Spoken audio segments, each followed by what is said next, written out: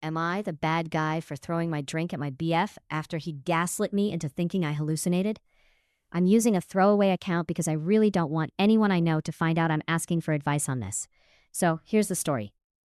A couple of years ago, I, 19 female, reconnected with my boyfriend, M, 20 male, after years of being apart. We had been really close friends in middle school, but I had to move to a different city at the start of high school. Our families were strict, and we didn't have phones or computers, so we lost touch completely. Fast forward to junior year of high school, I was in my new city, let's call it City X, when I unexpectedly bumped into M while he was visiting with his grandparents. I remember saying his name, and his grandma even joked about not knowing why they were there. It was a brief encounter, and I walked out of the store without thinking much of it. Last year, I got accepted into a major college, and to my surprise, M did too.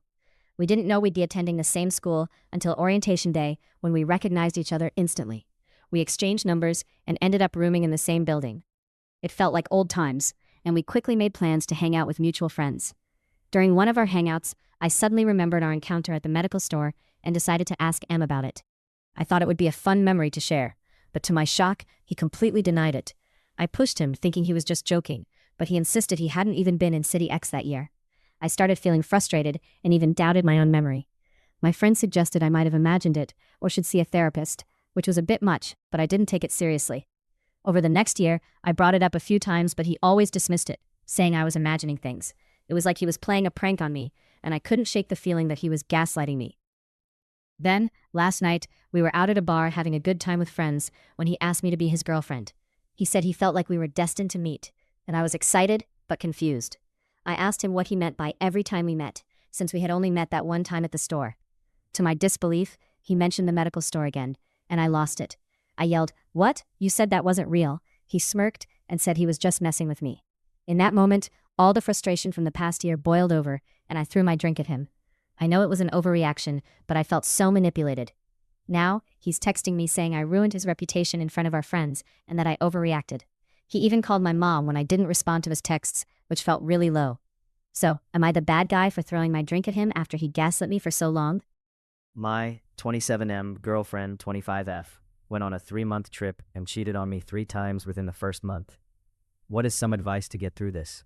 I never imagined that a 3-month trip could unravel everything I thought I knew about my relationship.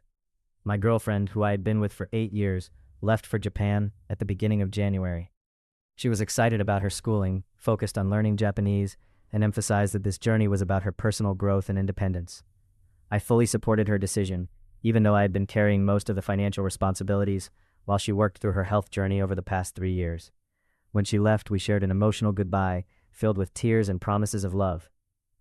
I even planned a special trip to visit her for Valentine's Day, eager to surprise her with a romantic getaway. However, things took a turn during her first week abroad. She experienced a mental break, feeling lonely and overwhelmed in a new environment. We talked late into the night, and she expressed how much she missed me, leading us to decide that I would visit her for the remainder of her stay. As the days passed and she started school, I noticed a shift in her behavior. She asked me to shorten my trip so she could focus on herself, and although I hesitated, I eventually agreed. I cut my visit down from 2 months to just 3.5 weeks. But as my departure date approached, her responses became less frequent and less affectionate. The warmth in our conversations seemed to fade, and I began to feel a sense of unease. When I finally arrived in Japan, I was greeted with a warm hug and a kiss at the airport, and for a moment, everything felt right. We spent our first night together exploring the city and enjoying each other's company. However, as the days went on, I sensed something was off. Despite the romantic plans I had for Valentine's Day, she didn't reciprocate my enthusiasm. She didn't even get me a card, which felt strange given our history. During our special weekend, she posted on social media, sharing our experiences but omitting any mention of me. I tried to brush it off, thinking that maybe she was just getting back into the swing of things online. But deep down, I couldn't shake the feeling that something was wrong. On the night before my flight home, she finally revealed the truth. With a heavy heart, she told me that she had been unfaithful during her time in Japan. I was devastated. She confessed to being involved with someone else, not once, but 3 times. The first encounter had happened before I even booked my tickets to visit her. I felt betrayed, knowing that she had let me spend money and make plans while hiding this from me. As we talked, she expressed her confusion about her feelings. She still loved me, but she wasn't in love with me anymore. I was left grappling with a whirlwind of emotions: anger, sadness, and disbelief. I tried to remain calm, but I couldn't help but express how hurt I was. The next few days were a blur of mixed signals. We shared hugs and cuddled, but it felt hollow. I was stuck in a foreign country, away from my support system, and it was incredibly hard to process everything. Despite my feelings of betrayal, I told her that I could eventually forgive her, but she seemed uncertain about what she wanted. The emotional distance between us was palpable, and I struggled to understand why she didn't seem more affected by the situation. As my departure date loomed closer, she suggested we needed space. I didn't want to accept that, but deep down, I knew that our relationship had changed forever. In the end, I returned home with a heavy heart, left to pick up the pieces of a love that had once felt so secure. It was a painful journey, but I knew I had to focus on healing and rediscovering my own sense of self. Love can be complicated, and sometimes it takes a heartbreak to truly understand what we want and need in life. It was a moment I'll never forget, the last night before my girlfriend's 3-month trip. We shared the bed, cuddled up, but inside I was a mess. The next morning she accompanied me to the airport, and we shared breakfast together. It felt bittersweet as she looked me in the eyes and said she didn't want this to be goodbye, but rather a see you later. She explained that it wasn't fair to keep me waiting while she figured out what she wanted. As we parted, she promised to have an in-person conversation when she returned, and I would be one of the first people she wanted to see. We shared a heartfelt hug, and when she asked if she could give me a goodbye kiss, I said yes. We kissed twice, exchanged I love yous, and I watched her as I walked through TSA.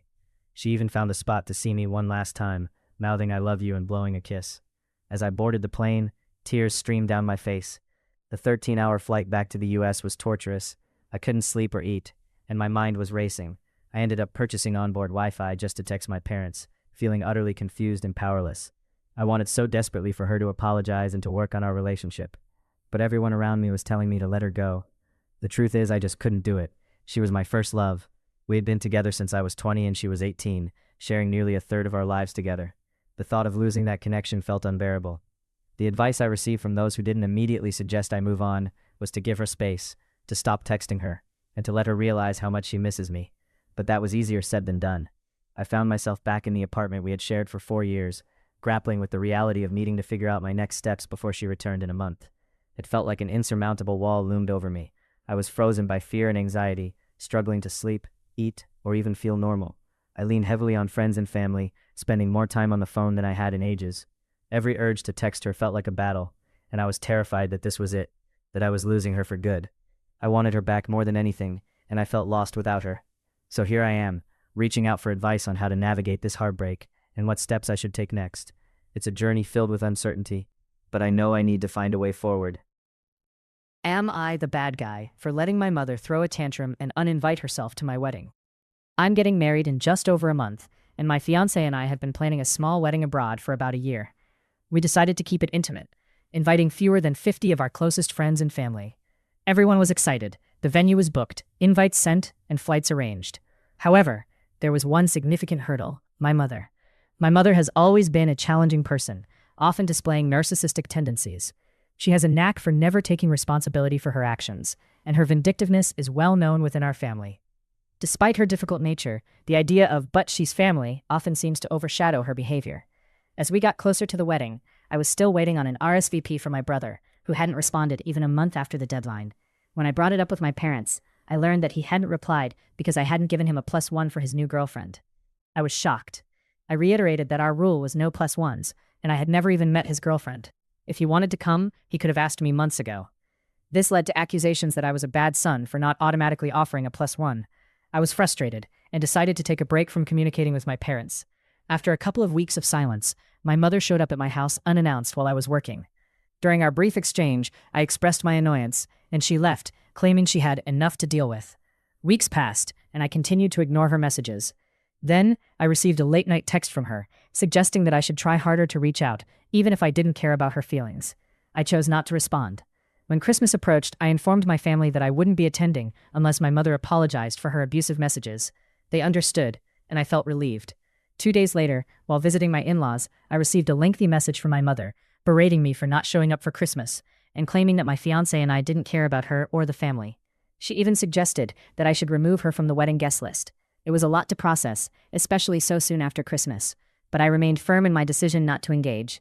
As the wedding date approached, I hadn't heard from my mother since Christmas, and I hadn't seen her in person since October. Family members began asking if I had apologized to her yet. I made it clear that she had uninvited herself from the wedding, and unless she was willing to communicate positively, I had to respect her wishes. I was told that I was being unreasonable, and that I was causing stress for her. However, I felt that this was the final straw. My fiancé and her family supported my decision, and I couldn't shake the feeling that if my mother were present on our wedding day, she might try to create chaos just to spite me. I know it might sound selfish, but I genuinely don't see how I could enjoy my wedding day with her there. So, am I the bad guy for letting my mother throw a tantrum and uninvite herself from my wedding? Am I the bad guy for breaking my boyfriend's $1,000 pool stick? I'm a 20-year-old woman, and I've been dating my boyfriend, who is 21, for almost 4 years. In January 2025, we decided to move in together. At first, things were going well. He was working in tree care, earning around $300 to $400 per job, which helped us manage our bills, since my income as a phlebotomist, working night shifts, wasn't nearly as high. Our rent was $1,200, and with utilities, our total monthly expenses came to about $1,600. We started off splitting everything 50-50, which left us with a bit of extra money after bills. Then, one day, out of the blue, he announced that he didn't want to do tree work anymore. I supported his decision, thinking he would look for a new job. However, he quit without any notice or backup plan, leaving me to handle all the bills the following month. I was okay with it at first, believing he would find something soon. But as the weeks turned into months, I realized he wasn't applying for jobs. Every time I asked, he would say things like, "Nothing I really like," or "I haven't had time." After 3 months of this, I started to struggle financially. To make ends meet, I began doing DoorDash, Instacart, and other gig jobs, which was tough with my night shift schedule. Occasionally, he would join me for an hour, but he often preferred to return to his PlayStation. Soon, he started playing pool at a bar, participating in tournaments and leagues. At first, I was happy he found a hobby he enjoyed, so I even bought him a $1,000 pool stick he had been wanting. However, as time went on, his hobby became a problem. He hadn't worked for about 8 months, and I was feeling the financial strain. Every day, he would ask for $20 to play pool, and I, being a bit of a pushover, would give in, but it escalated to the point where he was playing pool every single day for at least 4 hours while I was struggling to make ends meet. I found myself crying daily over our financial situation, feeling overwhelmed as he enjoyed his time at the bar. 2 days ago, I hit my breaking point. I had just come home from work, ready to take a shower and do some Instacart orders for groceries. When I walked into our bedroom, there he was, dressed and holding his pool stick. I don't know what came over me, but I completely lost it. I took the pool stick from his hands and slammed it against the corner of our dresser, splitting the wood down the middle. He reacted angrily, calling me names and storming out to play pool, leaving me in tears. Since then, I've tried reaching out to him, even offering to pay for repairs or a replacement, but he hasn't responded. Now I'm left wondering if I overreacted. Did I cross a line? Am I the bad guy in this situation?